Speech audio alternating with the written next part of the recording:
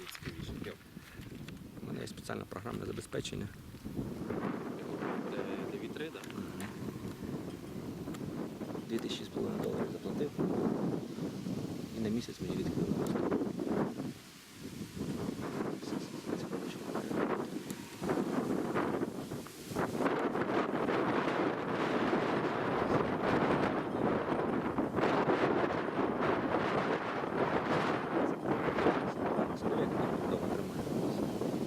Понятно, що порив, а тут не туди, а то все ж кита порив.